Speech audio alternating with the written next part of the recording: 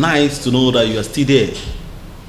My name is Gbemiga Olamikan, and I'm going to be talking with the newly president who was just been crowned to carry out the affairs and lead ANAN for the next 2 years. Is no other person, Reverend Canon Professor Benjamin Osisioma. Let me take you close to him and find out what he intends to do in the next 2 years and to tell us his journey, the journey so far, how he managed to get to this point of his life. Join me to welcome ANAN President, Professor Benjamin Osisioma. I say coronation. Okay. Sir, who are you? Well, my name is Benjamin Chuka Osisioma, a Nigerian from Anambra State. I call myself a village boy, raised by the grace of God to be where I find myself today. And I'm a trained accountant. I hold a PhD degree in finance. I've been a professor of accounting since 1991. And I just retired October last year from academia after more than 40 years of meritorious service by the grace of God. I used to tell my people that I said when I got into my department of accountancy at Nnamdi Azikiwe University, I wasn't the only lecturer initially. Later we became two. At some point I was the only PhD holder. At another point I was the only professor. And I said, by the grace of God, by the mercy of God, as I'm retiring, I have no less than 16 professors and associate professors. And they were all taught by me. So I'm a teacher of teachers, teacher by calling, an accountant by training. And in the ANAN context, I came into ANAN 1995. Thank God for Baba J.K. Odumeru, one of those who, let me put it this way, mentored me, opened his hands wide and brought me in, had so much confidence and trust in me, and helped to establish me in ANAN. And today, here am I, president of ANAN. And I really thank God. It tells you that there is no height to which God's grace cannot take us. And I think that's all I can say for now. I'm also the husband of one wife and the father of 2 children and many other foster ones. I don't know what else you would want to know about me. You call yourself father of 2 children, whereas earlier you told me that you That's why I said that many foster children. You had about 16 prof, so I call you father of professors. That's why I said father of children and many foster children. That's the way I put it. Sir, can you just tell me briefly your journey in ANAN? Still remember that day, I think it was about 1995, plus or minus. A friend of mine, who were classmates in the university, is a professor too, Professor Gochukun Zawi, brought me a form, sent it through the late registrar of ANAN, Sir Peter Ibekwe, and said, this is the new way to go in accounting profession. Fill this form. And then that Professor Zawi said something I found funny. He said, if you don't have the money to pay for membership, don't worry, I'll pay it for you, but make sure you sign and fill this form. That was how I entered into ANAN. And I remember the then president, Shosanya, Samuel Olomuyiwa Bayomi Shosanya. He was the one who initiated me, if you like, inducted me into ANAN. And there I was. At some point, I had just become the dean of my faculty, because I had become a professor in 1991. I just become the dean of my faculty, and preparing to rule, I saw an advert, and incidentally, one of my friends, he was my student, he's my friend, Professor Pius Okoye, told me he saw an advert, and it was for the Director General, Nigeria College of Accountancy. And he said, looking at the advert, it was as if the person was looking at your CV in writing out the things he wanted. So you better apply for it too. I looked at it, I put in my application, and I was invited for interview. I came to Lagos. It was Shosanya, that's the president then, Olumuyiwa Shosanya, who interviewed me with a few members of council then. Professor Iwok was there. After the interview, they offered me a place to come and be the Director General. I responded. I told them that I was the dean. I had just been made the dean of my faculty, and I was not ready to leave it to go and be a Director General. So they should forget about it. That I'd rather complete my term as dean. Surprisingly, they wrote back and said, "We will wait for you. Whenever you're ready, the job is waiting for you. So you will still come." So, and you know, one of the interesting things, I was offered the job without a tenure. I was made Director General. There was no specification on tenure. I came in and said, "Sir, let there be a tenure. Let it not be open-ended." And then I suggested, I said, "You could make it 3 years if you like." They decided to make it 2, renewable after 2 years. And that was how I stayed at Jos for 4 years. It was like a voyage of self-discovery. While I was contributing to ANAN, I was also rediscovering myself. It brought me into a new dimension, not just in public practice. It just opened up vistas to me. And God helped us. We made the Nigeria College of Accountancy a household name. For a generation, almost all the bylines, almost all the major captions, almost all the catchphrases that ANAN had, I coined them at the college. We worked to develop the profession. And I must say that when we look back, we are happy with what came out of it. God just blessed our little efforts. And those were tumultuous years in the life of ANAN. When I tell the story of ANAN, I tell them how at some point the friends who fought for recognition fell out and went to court. And there were at least 10 court cases, brought against ANAN, from High Court to Supreme Court. The last one ended at the Supreme Court. But in the end, ANAN triumphed and became stronger. When we look back, we remember people like Baba Odumero. He bore the brunt of that period. He took, in fact, the way I used to describe him, I said, when he was the anvil, he took a lot of blows. But when he became the hammer, he was very reluctant to strike. He was a man I learned so much under. And because he was there, I could stay as long as I stayed in ANAN. And then 2001, he left office, handed over to the next president, Sunday Aloba. At that time, I had to also leave to go back to my university. I had been away for 4 years. I went back to my university and continued. And I started progressing in ANAN work. Went on and on and on until about 2010, 2011, I became a member of the governing council. I usually thank God for the people who made it possible then. People like the registrar then, Teka Gamade, the president, Hajia Mariam Ladi Ibrahim. They brought me into the council. When I came into the council, like I mentioned on Saturday, I will never forget when I told Baba Odumero, I said, "I'm now in the council." He said, "May God keep me alive for that day when you will be the president of ANAN." I said, "Amen."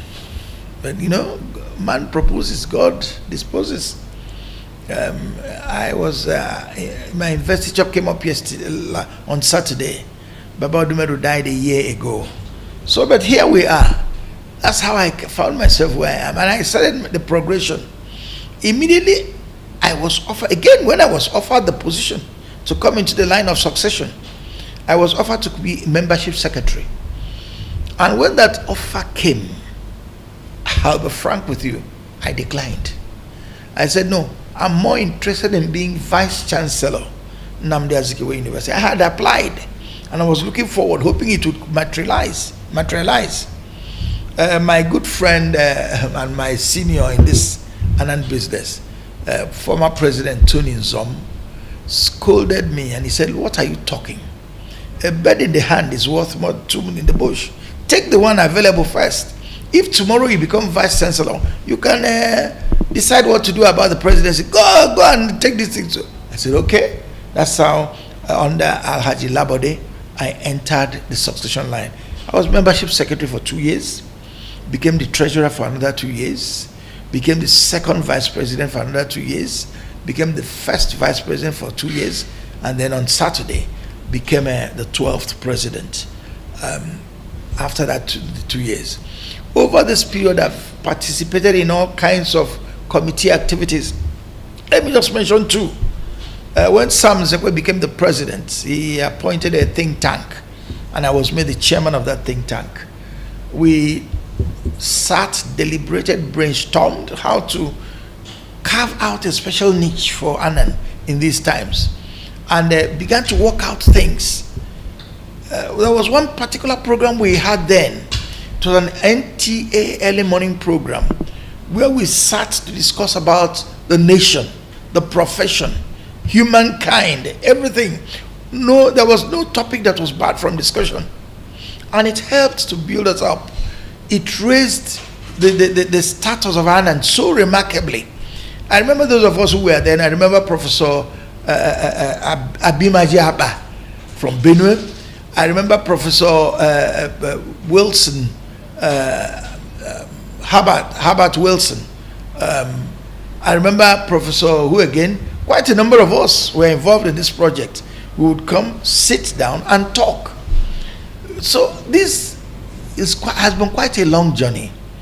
A little bumpy, but we have so much to thank God for. When we look back, we see so much grace. And we feel it's been all worth the while. Now let me stop here. I think there's so much, I can say so many more things about ANAN and my journey here. Sir, thank you for telling me your journey.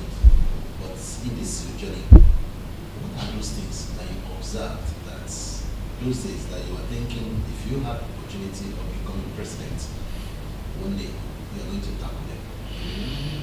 Well, there were many things I thought we could do. You know, coming from the academia, our background is different. And I usually tell people that university lecturers don't hardly care for anything if it gets out of those narrow confines. You write your paper, you get your promotion, you become a professor, you want to be dean, you want to be head, you want to be director, you want to be vice chancellor. Those are is a narrow confine. We work within that. And we are not very rich, but we are contented. And that's where our life revolves around that. So when I found myself in ANAN, I was thinking of how I could cause a merger, a convergence of the one with the other, academia and profession, so that you bring that, if you like, the erudition of the academia into the pragmatism of the professional, and making the profession very relevant to what we are doing in our society. One of the things that upset me so much about Nigerians, many times you come and talk somewhere and somebody says, that's theory. That's theory. What we're here for is for practicals. Across the globe, the theory is the basis for practice. In Nigeria, we deride theory because we think we are doing the practical aspect well. And that's why we're always failing. Because unless you merge theory and practice. So I had always thought that this is one thing I would want to do.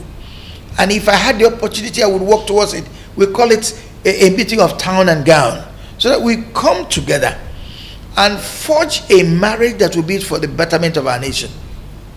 And I used to think that we could get beyond our narrow confines.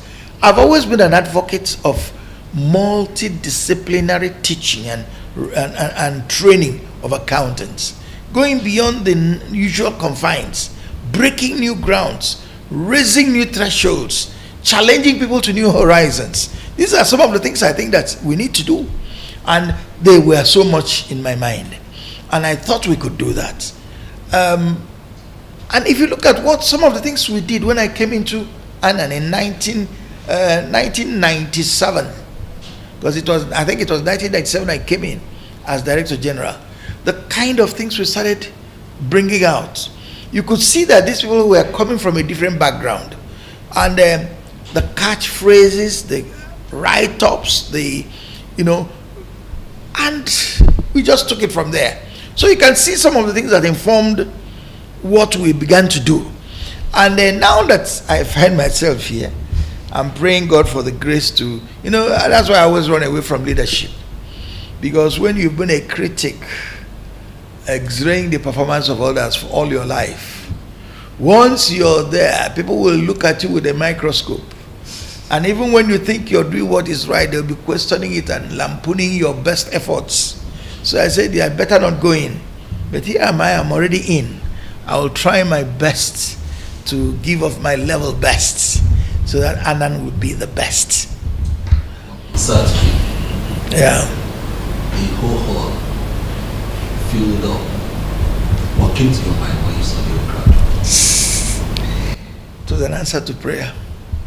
I asked God to draw them, bring them, and help me to live up to the expectations of these people.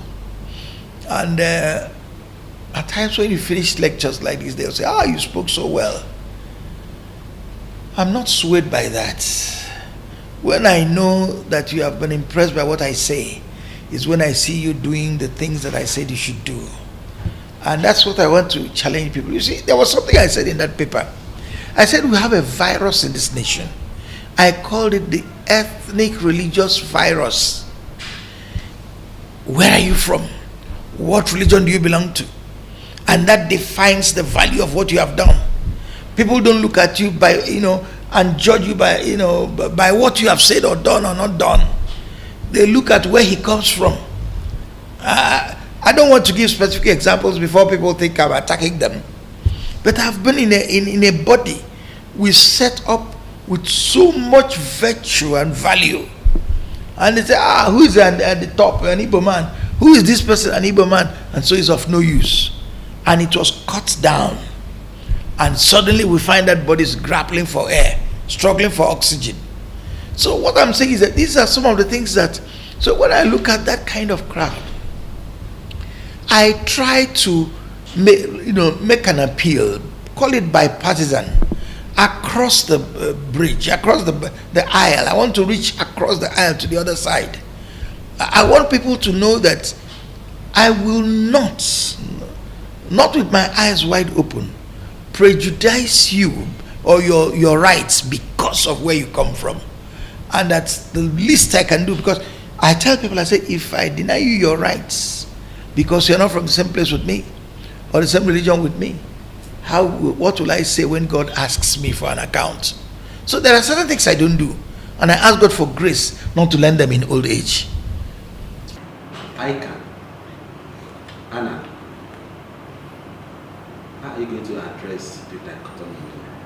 You see, that became quite a contentious issue in ANAN in recent times, and there are people who feel very strongly about either of the two options.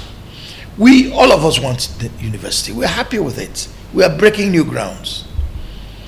Like you heard even Participo, the ACCA country representative, said that he went on the internet to find out whether there's any professional body that owns a university, and none. So we're breaking new grounds, and we're happy about this. That's what we're there for. That's why we're advancing the science of accountancy. But before we started thinking about a university, we had a college that was very successful. That college has sustained us financially. It has sustained us professionally. It has been our pride. When we went to Marrakesh, Morocco, for the Pan-African Federation of Accountants, is it ACOA? I can't remember what is ACOA, African Congress of Accountants. I think it was African Congress of Accountants, yes, at Marrakesh. During one of the sessions, our Director General described what we do at the college. And one of the visiting delegates just stood up and said, that college, with one stroke, has solved over 50% of the training needs of accountants in Africa. It's our pride. It's the distinctive mark of ANAN. We don't want anything that will suffocate it. So we want the university, we want the college. And we say, what do? We want an even-handed approach that will enable the two to grow together. We know that for quite a while, the university will not break even. We are starting newly. We'll have resources, infrastructure, teachers, everything. How many students will we have? It's actually a postgraduate university. We'll never bring in undergraduates. So it's not going to be massively open. So how do you survive? The college is needed. At some point, people were saying, let the college be brought under the university. We said, no. The college is self-regulating with a statute. Under the law, is self-regulating. Let us not sacrifice that self-regulating feature. So what we intend to do, we will let the university be. In fact, the college is ready to surrender everything it has as at now to the university. And move us to the side. We have 148 hectares of virgin land given to ANAN by that community. Under the university regulation, you need 100 hectares to establish a university. We can use 40 hectares of it beside it to set up a college of accountancy. We are working towards that. We have friends, and we are really praying that our friends will come to our rescue. Our friends, our products, our members, industries that have benefited from our efforts, we hope they will come to us. So we set up basic structures that will enable the college to take off. You know what we call that place? Accountancy Village. The first time we mentioned it, I remember we were at Mauritius, again for the African Congress of Accountants. And the team from IFAC was there. The president of IFAC was there that day. And she was interacting with us. And when I talked, I told her that one of these days, I hope you'll come to Nigeria and see the accountancy village, where we are turning accountancy into an institution. And she muttered under her breath, accountancy village. And you know why? They don't joke with these things. A couple of weeks or months later, she sent her director of operations from IFAC to the college to know exactly where this village was.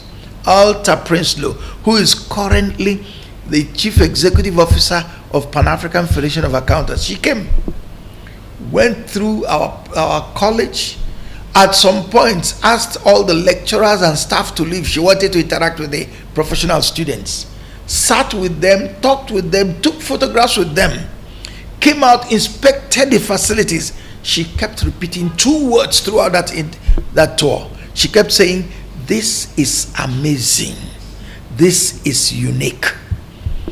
And that's where we are. So you can see that we have two issues we don't want to lose out on. We want to have a university, and we want to retain our college. God helping us, we will do just that. Let nobody have any fears. We don't want the university to suffer, but we don't want the college to feel suffocated. That's where we're going.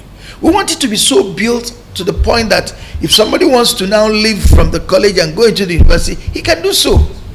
Help them to enhance their status and add value to their qualifications and grow. We'll work towards that. Your own live to GTV Africa live from ANAN.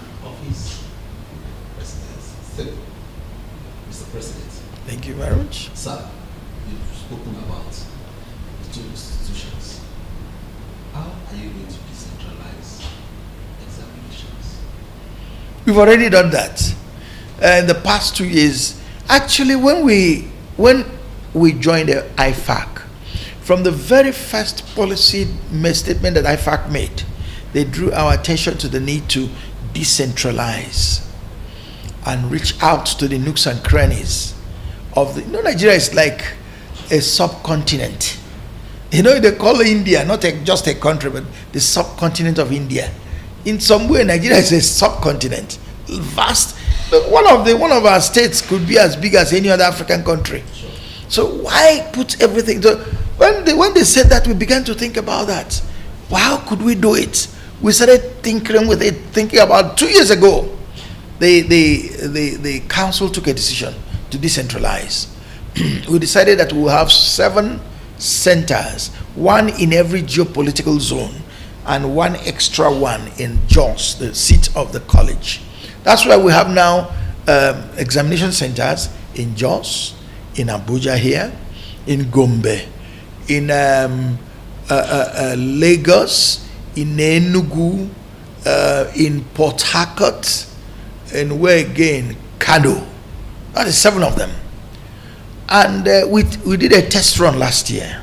It wasn't easy under the COVID regulations and everything. We ran it, and it worked. We were able to do it because our problem was, how do we convey scripts, marking?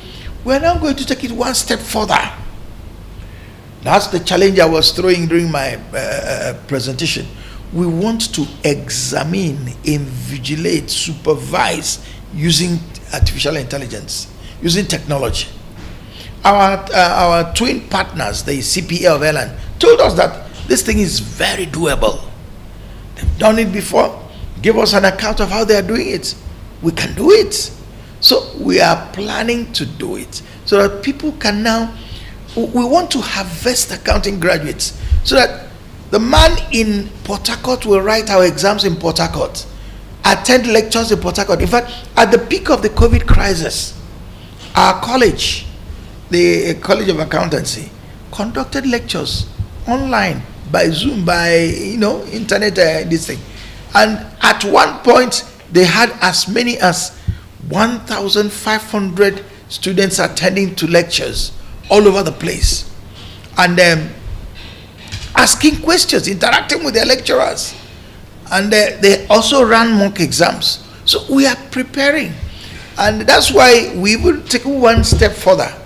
Our education and training committee has been adjusted to read education, training, and ICT skills, so that people will get to know these things and make it part of their professional training. We're also going to bring a lot of this professional software, accounting software, and make it part of the teaching. We don't want anybody to pass through the college and become a member of ANAN who does not know how to handle some of these things. We want to be technologically savvy. We want to be on the top of our game.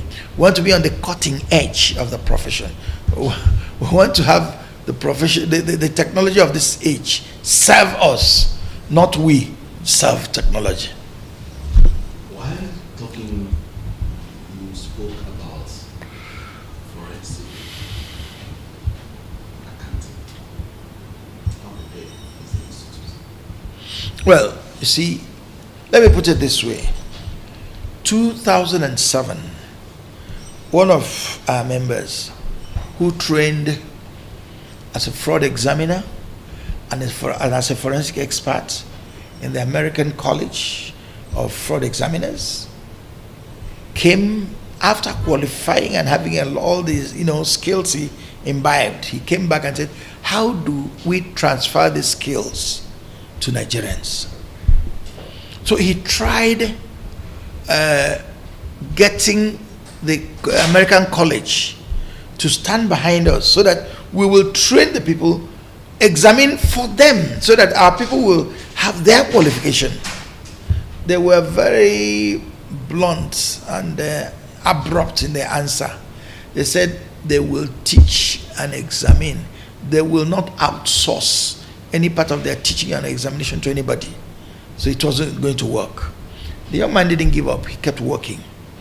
Until about 2011, he took a step.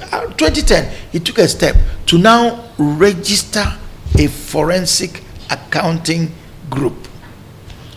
When, under the shadow of ANAN sort of sponsored it, encouraged it.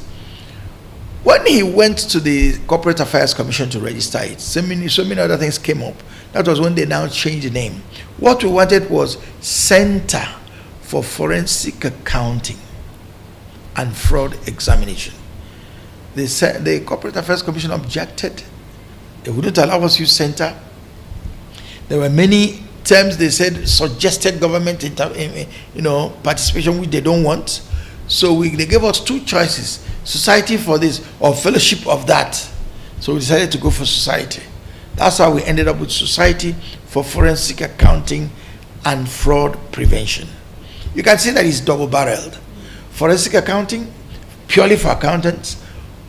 Fraud prevention, for those in criminology, crime detection, and all that. So that we have this even-handed approach to this thing. And that's how we now started putting together the arrangement. And let me tell you one thing. I said it on Saturday. Let me repeat it at this place. I do not know of any other body in this country that takes the pains that the society takes. I'm a professor of accounting. I had received papers and fellowships from people who said I was a forensic accountant. None of them trained anybody in forensic accounting. What they do is gather people, read papers to them, papers written abroad or downloaded from the internet, read papers, and then sign that they have become members of forensic. They are fellows of forensic.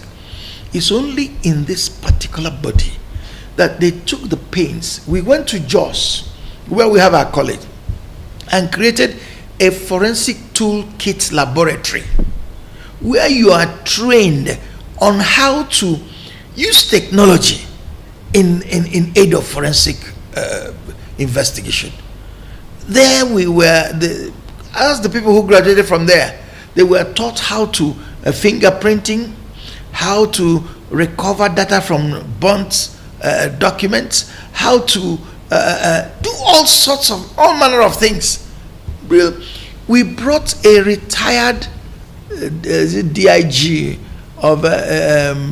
from Lagos to come and teach on fingerprinting and how to extract information from these things. So, one of the most interesting courses of that program was the one that we called Thinking Like a Thief.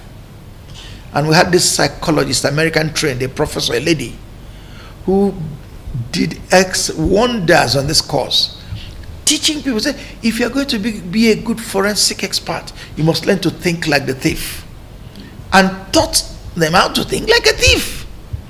And by the time they finished all this training in the lab and everything, the day when they went into the lab for training, they were dressed like hospital staff who are going into the theater. In fact, somebody said, I didn't know that accountants also have theater, sessions. That's the way they looked. And then after that, there was the last part, the mute court. You see, the problem with forensic is not that they don't trace the truth, but at times the accountant gathers the truth and is not able to present it in an acceptable manner in a court of law. And so somehow the evidence is not admissible. And so you can chase a crook, corner him, gather all the information. Then when it comes to the point where you have to present it in a court of law, you discover that you falter. Technical issues, rules of evidence, you fail there and the case just drops out. So we said there must be moot court trial. And the former Deputy Director General of the Nigerian Law School was our chief judge at the moot court trial. We had real hands-on training.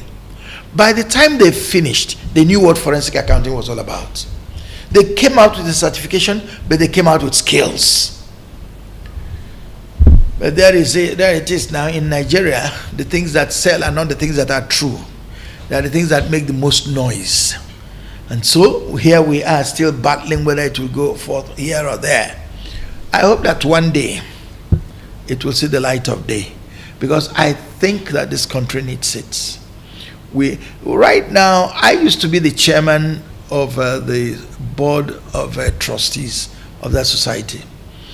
And but when I was getting closer to the presidency of ANAN, I stepped aside and handed over the chairmanship to Malam Eliasu Gashimbaki, who incidentally has assumed the title of president. I never assumed the title of president. I was just chairman of the board, but he's now president. And the society is moving on. They have done some rearrangement. It's now called Chartered Institute of Forensics and something. But that's that. We are moving on. It's even expanding. Instead of waiting for the final certification of being a forensic accountant, it's now breaking it up into smaller units. You can come and get a certificate on fingerprinting, get a certificate on card reading, get a certificate on recovery of document evidence from child data. So these are the things. I think we have everything it takes to put that thing on the ground. Sir, ANAN, how are you going to address the Well, we have had our battles. But we want at this stage to have a I don't know if you like, a peaceful. We've never had any problems with ICANN. We regard ICANN as our elder brother. ICANN has been there since 1965 when they had their charter. But the only thing, we quarreled with ICANN at the point where we felt that they were behaving like an elder brother who didn't want to have a younger brother, just because of the candies that their parents may throw at them. So we felt that that was not right. We opposed it, and we fought it. And as them, I was very vocal in the battle, but we have a lot of respect for them. Incidentally, the immediate past president of ICANN, his name is Nnamdi Okwadibo. He was my classmate and my roommate in the university. And he can readily tell you that I was not a pushover as a student. And I didn't become a dunce because I joined ANAN. So the thing there is, in fact, I told them that part of what upset people was almost like an hour tussle. And I said, you did not want ANAN to be recognized, but it has been recognized. Come off your high horse. The same body that gave you monopoly broke that monopoly and also recognized them. Forget the past. Let's move on. I pray that someday ICANN will accept that challenge. And when we decide to come together and sink our differences, I don't know. IFAC, the international body, will know we are here. Africa will know. The entire profession will know that we're here. If only the two can work together. So I think we can, and we should. I don't see what is keeping us. Today you are the president. Yeah. Are you going to start that? I told you I started it before now. I reached out to my friend. I said, we are friends, we are classmates. You know me. If people say that ANAN people are dunces, you should know whether it's true or not. Yeah. We've worked together, we've studied together, we've been examined together. So you should be able to tell that. So why don't we build a bridge to bring these two bodies together? So I will still want to continue to do that. I would still want, and I want to put on record that the president of ICANN, the dame, I think it's Dame, just sent me a letter of congratulations on my installation, and I feel most grateful, and it's a courtesy I would like to return sometime, because this is the kind of thing I feel should help us to grow together and stand strong together. I want to take that as ways of opening door. Surely.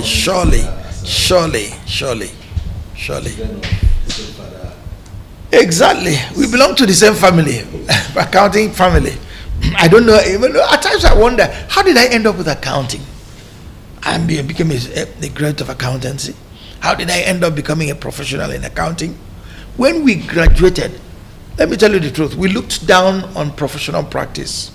You know, there's this, again, arrogance, if you like, that comes with academic attainment. We thought that academics didn't need to go dirty in their hands, you know. But here am I. I read accounting. I taught accounting. I became a professor of accounting. And I'm a president of a professional accounting body. We can bring the two together, town and gown. Sad. It's a very sad matter. What you've just said. When you were saying one thing, I knew where you were going, because it's the truth of the matter. 2012, I wrote a paper which I presented at Zanzibar. It was the African Summit on Fraud. It was a little bit. How would I describe it? I think they called it combating white collar crimes, and he said evidence from Nigeria. And make no mistakes about that. I agree with those who say that fraud is well nigh impossible if you don't get the accountant on your side. How will you do it? Accountant is the custodian over the funds. If a principal will steal money, he needs the support of his bossa. If a country will, suffer for fraud, you need the accountant on your side. And funny enough, we don't have any way of regulating that those who come into the accounting profession. Let me tell you what bugs me most. Even those who talk most about corruption end up being the ones who are most guilty of it. I wrote a paper once, I called it, "Why is fraud so resilient in Nigeria?" Everybody condemns it, yet it's waxing stronger. Why? If you go to the church, we preach against it. Ethical governors talk against it, yet it's waxing strong. Why? The truth of the matter is that we always say that, I think it was Shakespeare that says that there's no art for reading a man's construction on the face. Somebody comes into your organization, you don't know where he's going, you don't know what he has in mind. He could be a crook, a graduated crook, and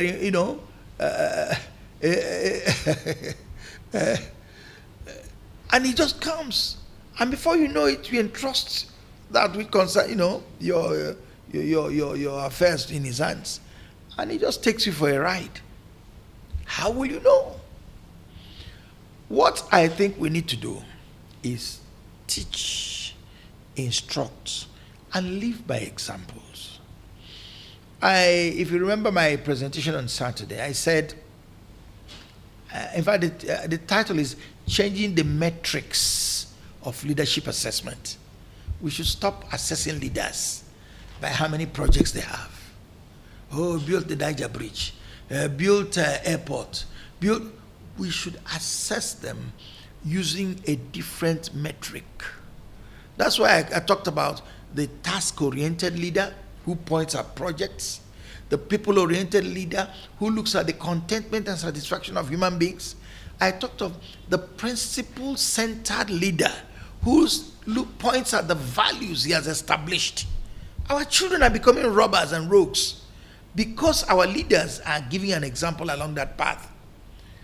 We need a return to standards. Somebody said, I think it was Stephen Covey, he did a survey of 200 years of success literature.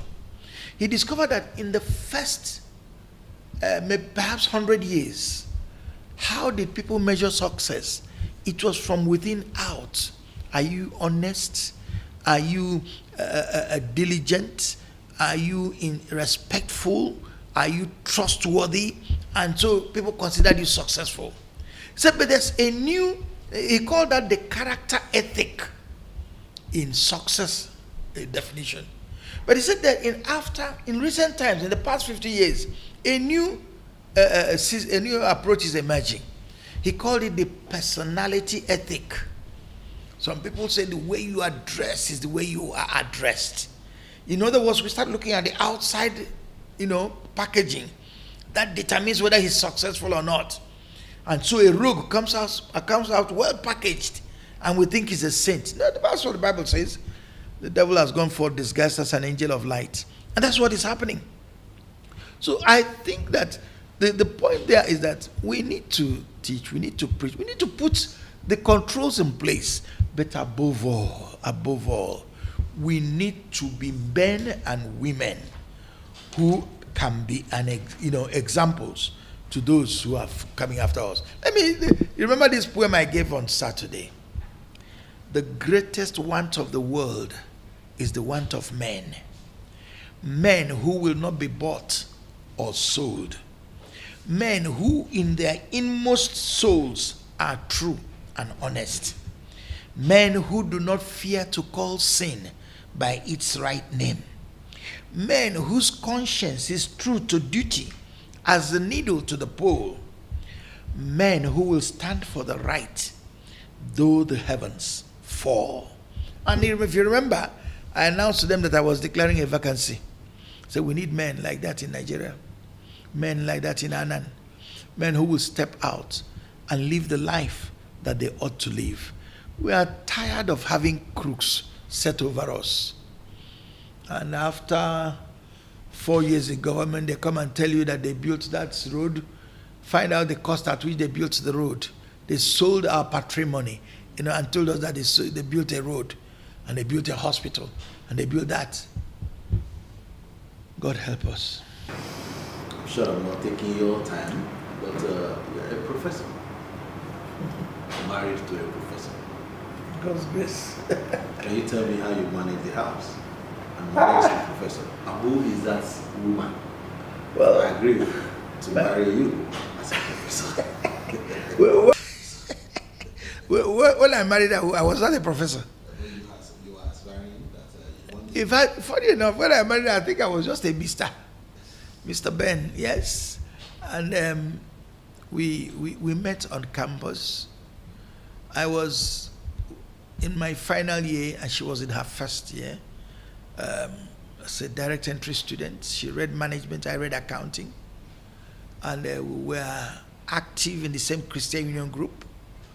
And we graduated and became friends. And we wrote letters, we exchanged letters. And at the right time, I asked for her hand in marriage. Her name is Hilda Akenova.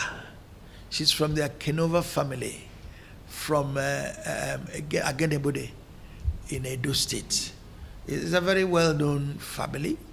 Her father taught at Barewa College in Zaria and taught most of the Nigerian generals. They passed through him, and was a very blessed memory now, a teacher's teacher. And we got into life together. We had nothing. We just started like that. We were already married before I went for my master's. I became a PhD holder. She went for her master's, became a PhD holder. We kept going, promoting, and then became a professor. Then she became a professor. We were just working one day at a time. We were not just rushing anything. We knew that when you walk with God, He will get you to where He wants you to get. And God has His way of perfecting that which concerns His people. That's the way it has been with us.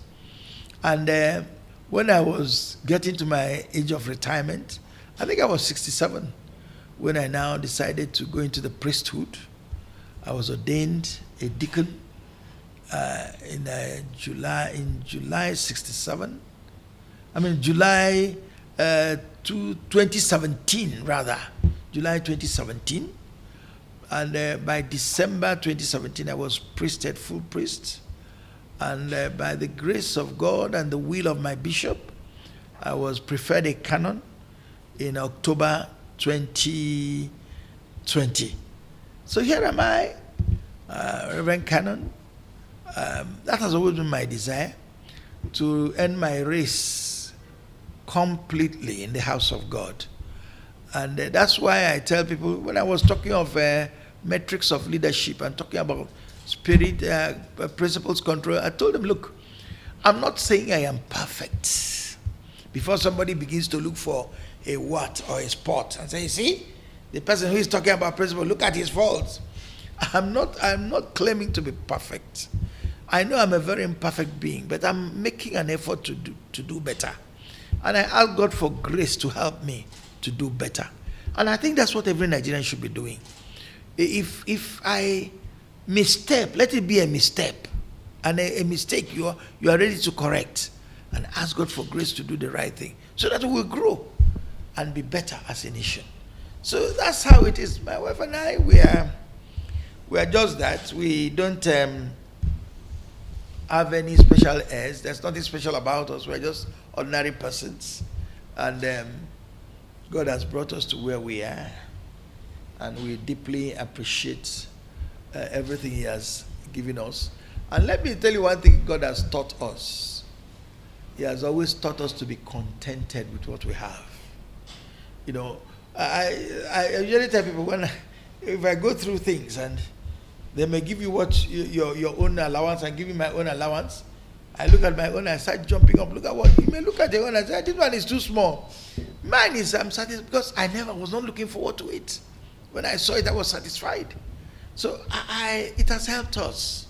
So being a professor, I thank God for it. But a professor does not have two heads. A professor is not particularly financially buoyant, but a professor is still a professor, a man of letters. I thank God. Are you going to make your children to do what you're doing? Well, I believe that children should be free to make a choice of what they want in life. I'll expose them fully to what I'm doing. If at any point they want to be professors, they will have my full support to go that route. But I would compel them. Each one has his own lane to run. I have mine. I won't force them to run the lane I'm running. Which day have you ever said sorry to your wife? I've learned to say that. In fact, when we were newly married, she made that comment once. You never say you are sorry. Okay, I'm sorry. I felt so bad. I told myself she will not say that again to me. So, in fact, we compete at times to know who will say, I'm sorry first. So, I find it easy to say I'm sorry. So, if in the course of this job, if someone gets you angry or what, are you ready to say sorry if you are? I've done that more than once. I'm sure if you call the CEO of this establishment and ask him, he will tell you. There was a day I got angry in a council meeting and I blew up. When I finished, I went back to him and I apologized. I said, I'm sorry, I don't know why I got so irritated. I didn't have any reason to. I don't accept what has happened, but I don't have any business being, blowing my tops. No, see, I've always believed that is part of life. We all make mistakes. We all fail. I make my own mistakes, and that's why I started. Did you hear me on my speech on Saturday? I apologized ahead of time. I told them, please, I will make mistakes. Forgive me before it happens. So, do you have a media team? Do you intend to have one? I will have one. I will have one because I've discovered that we live in an age that the media creates people. If there could be fantasies, but if you ignore the power of the media, you will pay dearly for it. If you doubt what I'm saying, ask Richard Nixon. Two pressmen brought him down, the most powerful president of the United States. Two pressmen. So the media is very powerful. we will get onto that bandwagon. It's one of the things I want to do. Build a strong brand image using the media. You, today, President, yesterday, someone was President. That's today. How are you going to build on what is started? Well, I made it clear that, in fact, again, I said it when I was talking on Saturday. I said, if I see further than every other person, it is because I stand on the shoulders of great men and women who went before me. I don't believe, that's one of the viruses in this country. When we start, when somebody comes in, you cancel whatever other person has done. I don't intend to do that. But I don't also intend to perpetuate any error that exists. If I come in and I'm persuaded that there is an error, I will take steps to correct them. Yeah. But in correcting them, I'm very careful, because you may try to correct and do more damage than when you started. So I'm usually very cautious. The ultimate thing is the good of the profession, the body. Thousands of your members watching. What do you intend to tell them? Well, what I want to tell them is, number one, no ANAN member has any reason to have any toga of inferiority. No ANAN member anywhere has any reason not, to have a feeling of inferiority. Number one, we built the profession on degree holders, HND and BSc. As a degree holder, you can conquer the world in your own rights. Then you have added the professional training on top of it. And we have professionalized you in the college. You have no reason not to feel on top of the world when you interact with your peers. That's so. Let your confidence come together. Hold your head up.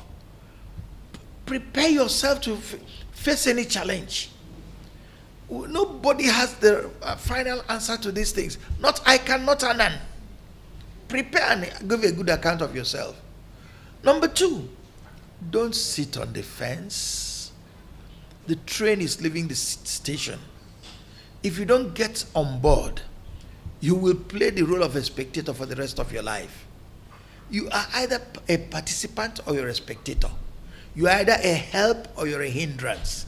Come on and make sure you add value to the profession. And then finally, whatever you're doing, whatever we are doing, whatever side you're taking in any conflict, remember that the most important thing is the association. Like I was telling some people who came in this morning to see me, I said, soldier come, soldier go. Barrack remains. Let's learn to keep this barrack well groomed. Let's not let our whatever we're doing destroy it. If we destroy the goose that lays the golden egg, we'll be the fools that the earth will deride. If in the course of this job, if someone gets you angry or what, are you able to say sorry if you are? I've done that more than once. I've done. There was a poem I ended with. I call it Pauline Peter's prayer. He said, Lord, when I am wrong, make me willing to change. When I am right, make me easy to live with. So strengthen me that the power of my example will far exceed the authority of my rank. That has always been what I've always tried, God willing, to have me do. What will you want to be remembered for the last time? I want to be remembered as a man who came to make a difference, looking up to God for strength and succor, wanting to make ANAN the best it can be. That has always been when I was Director General, I put in time, I put in effort, I put in for 4 years, and God crowned our efforts with success. It was a record that very few have been able to surpass, except the man who is there now. The current DG is doing excellently. I'm sure he'll surpass everything we've ever done. But that was the kind of thing I liked. Not because I want to have airs or put on airs and boast about anything, but because I wanted to leave the place better than I found it. And I don't want, when I leave, to be the person to say, I did well. I want people who watched me to say, he did well. Thank you. Thank you so much. You're on to GTV Africa live from the office of the ANAN President. That's the Reverend Canon Professor Benjamin Osisioma. Till we come your way next time, I'm Gbemiga Olamikan. Bye. And peace be unto you.